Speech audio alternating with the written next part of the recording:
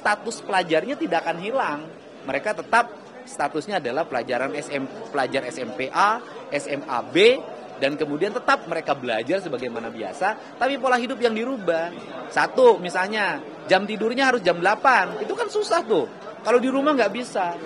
Dua, bangunnya harus jam 4 pagi. Tiga, begitu bangun harus mandi. Setelah mandi mereka membereskan ruang tidur mereka. Setelah itu mereka membersihkan lingkungan halamannya. Setelah itu mereka harus sarapan pagi. Setelah itu mereka pergi ke sekolah. Sore harinya nanti mereka belajar berolahraga, bersepak bola, main voli, latihan baris berbaris, push up, sit up. Yang itu saya lakukan dulu ketika SMA. Hari Senin Kamisnya diajarin puasa Senin Kamis. Setelah maghrib mereka belajar mengaji bagi muslim. Kan bagus. Kan ini arah pembinaan yang tidak didapatkan di ruang lingkup kehidupan pribadi mereka di lingkungan rumahnya.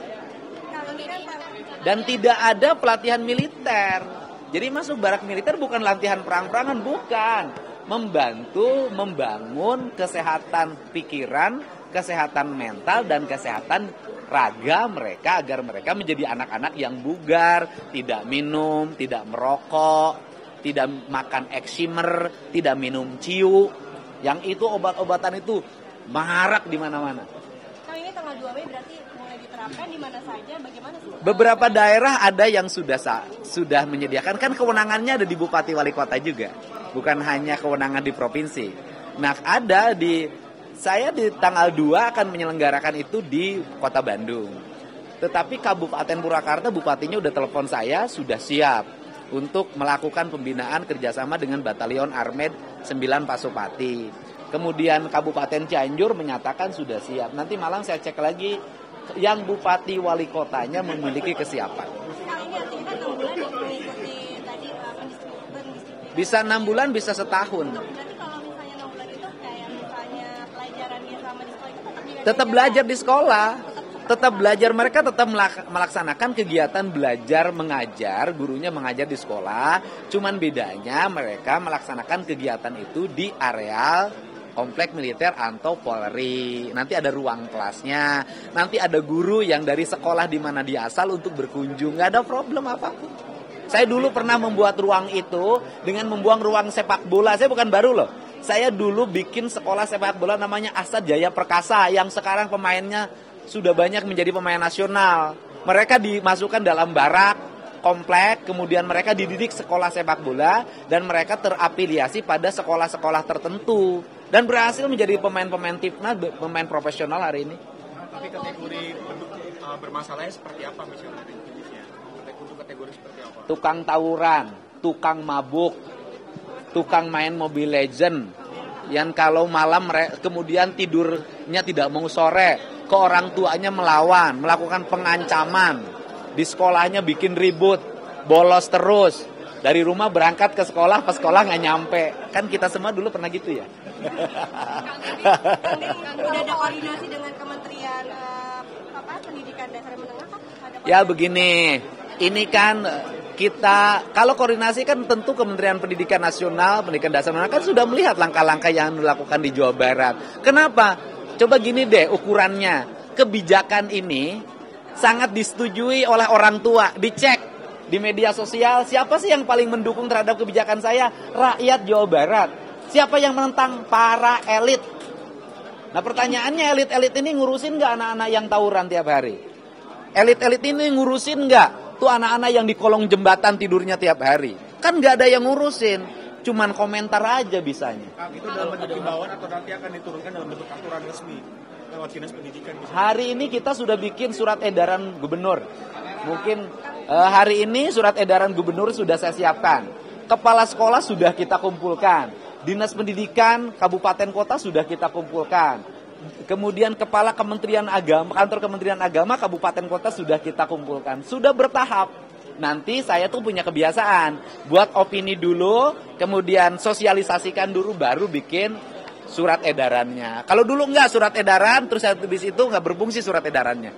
Saya enggak. Kalau koordinasinya dengan pejabat militer ini seperti apa, Pak? Kita kan sudah ada MOU dengan Mabes TNI Angkatan Darat. Kita juga kan memiliki kesamaan visi dan misi dengan Polda, dengan Kodam. Para bupati wali kota memiliki sinergi dengan Kapolres dan Dandim dan batalion-batalion di setiap daerah. Nggak ada problem.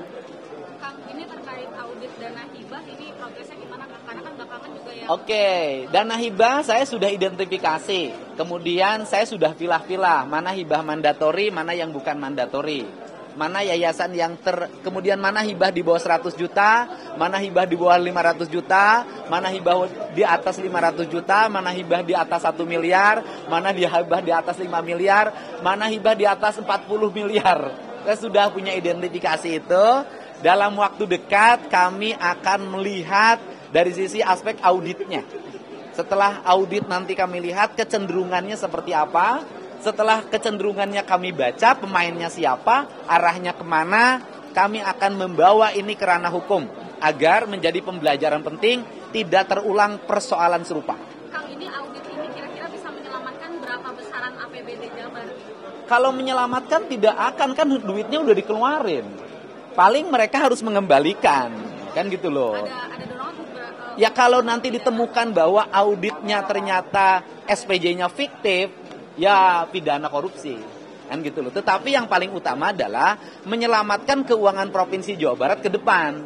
Termasuk kan kami kemarin sudah melakukan realokasi anggaran. Realokasi anggaran itu sesungguhnya adalah penyelamatan keuangan negara.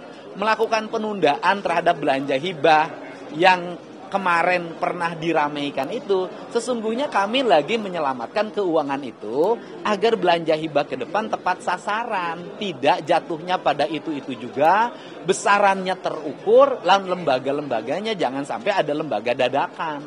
Karena sistem menyimpannya bukan hanya di dana hibah, simpan menyimpannya itu ada dititipin di lembaga ini, ada dititipin di lembaga ini, ada dititipin di lembaga ini, lembaganya ada yang disimpan di lembaga yang berada di Provinsi Jawa Barat, ada yang di kabupaten kota. Dan kan saya sudah tahu alurnya ini semua, sehingga yang muncul ke permukaan itu adalah dorongan ketidakpuasan politik atas kebijakan-kebijakan yang saya buat, yang kebijakan itu sesungguhnya untuk menyelamatkan keuangan daerah Provinsi Jawa Barat agar melahirkan keuangan yang transparan, akuntabel, dan berkeadilan.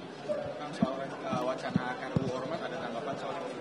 Ya kalau RU kan kewenangan pusat ya, kemudian kewenangan DPR, kewenangan pemerintah. Prinsip dasar bagi kita di Provinsi Jawa Barat adalah satu hal saja. Kita ingin daerah-daerah ini aman, tertib.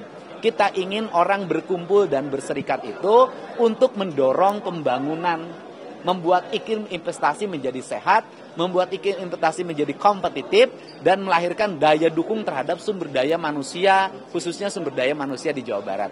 Dan melahirkan orang-orang yang senang bekerja, bukan senang berkumpul saja, tidak mau bekerja. Ya. Bang Diri, Ya.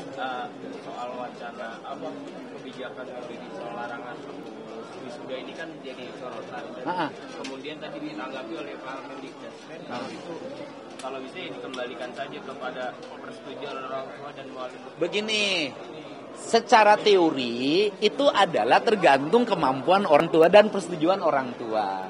Kan orang jangan ngelihat ke atas, saya ini hidup bergaul dengan masyarakat dalam setiap hari. Tapi orang tua itu tidak akan kuat manakala sekolahnya menyelenggarakan. Anaknya nangis, anaknya ngambek, anaknya merasa di lingkungannya menjadi terpinggirkan, sehingga orang tuanya terbebani. Akibat orang tuanya terbebani, pinjem bank emok, udah deh, pinjem bank keliling, pinjem pinjol, angka kemiskinan di Jawa Barat akan semakin meningkat. Orang Jawa Barat itu per RT itu sudah ada kumpulan 10 orang, itu pengeluaran tenir, dan rata-rata dipakai biaya sekolah, studi tour, outing class, kredit motor, gitu loh. Jadi bagi mereka yang hanya melihat di Jakarta, itu tidak akan pernah tahu kehidupan masyarakat yang real. Saya ini hidupnya di tengah-tengah masyarakat, dan saya ini tiap hari itu nanganin orang yang numpuk di rumah saya, di rumah dinas. 100 orang mengadu hal yang sama. Jadi bagi saya hari ini akan tegak lurus. Saya akan lebih mengutamakan melakukan pembelaan terhadap rakyat Jabar, merubah sistem hidupnya, meringankan beban mereka, dan mereka harus bersekolah sampai SMA. Saya tidak akan mendengar siapapun. Yang penting saya sebagai Gubernur Jabar bertanggung jawab terhadap kesejahteraan rakyat Jabar. Kang Deddy, lagi boleh nggak? Ya. Ini viral di SMA yang daerah Bandung. Ada guru meminta siswanya bikin gambar alat kelaminnya sendiri? Ya kalau guru itu ada, ya kan kalau guru itu ada sebutin gurunya di mana, SMA mana, besok saya berhentikan. Ya. Ngecek langsung ya Bang? Iya kita cek langsung. Pokoknya kita tidak akan ada toleransi guru-guru yang tidak mencerminkan spirit pendidikan. Kang, terkait pengaduan mantan pemain sirkus Oci Taman Safari gimana? Sudah tadi bertemu.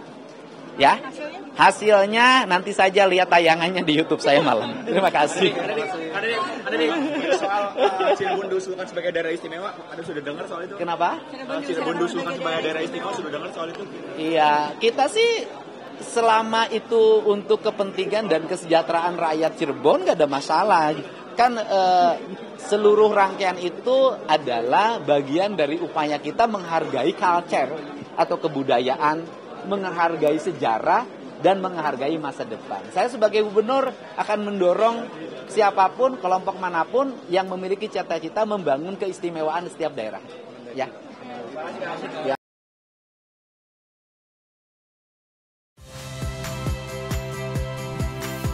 Saya Radi Saputro. Saksikan program-program Kompas TV melalui siaran digital, pay TV dan media streaming lainnya. Kompas TV, independen, terpercaya.